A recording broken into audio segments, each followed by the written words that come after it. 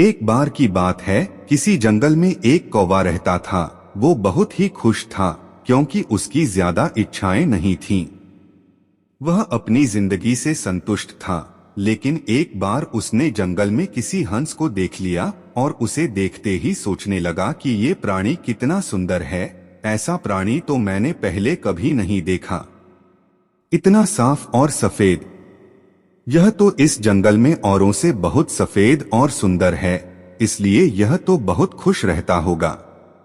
कौवा हंस के पास गया और पूछा, भाई तुम इतने सुंदर हो इसलिए तुम बहुत खुश होगे। इस पर हंस ने जवाब दिया, हाँ मैं पहले बहुत खुश रहता था जब तक मैंने तोते को नहीं देखा था। उसे देखने के बाद से लगता है कि तोता धरती का सबसे सुंदर प्राणी है। हम दोनों के शरीर का तो एक ही रंग है, लेकिन तोते के शरीर पर दो दो रंग है। उसके गले में लाल रंग का घेरा और वो सुर्ख हरे रंग का था। सच में वो बेहद खूबसूरत था। अब कौवे ने सोचा कि हंस तो तोते को सबसे सुंदर बता रहा है, तो फिर उसे देखना होगा। कौवा तोते के पास गया और पूछा, भाई तुम दो दो रंग पाकर बड़े खुश होगे। इस पर तोते ने कहा, हाँ मैं तब तक खुश था जब तक मैंने मोर को नहीं देखा था। मेरे पास तो दो ही रंग हैं, लेकिन मोर के शरीर पर तो कई तरह के रंग हैं।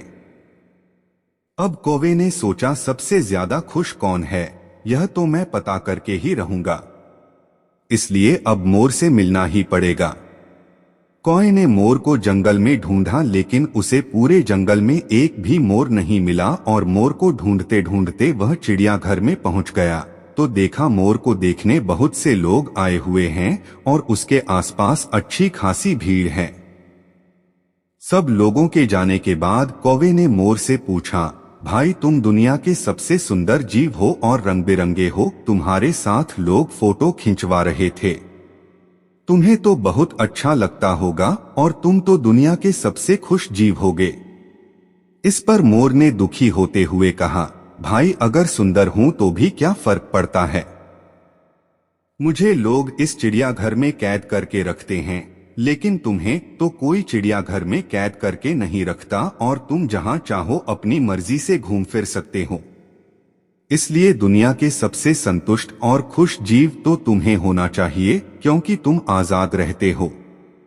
कौवा हैरान रह गया, क्योंकि उसके जीवन की अहमियत कोई दूसरा बता गया। दोस्तों, ऐसा ही हम लोग भी करते हैं।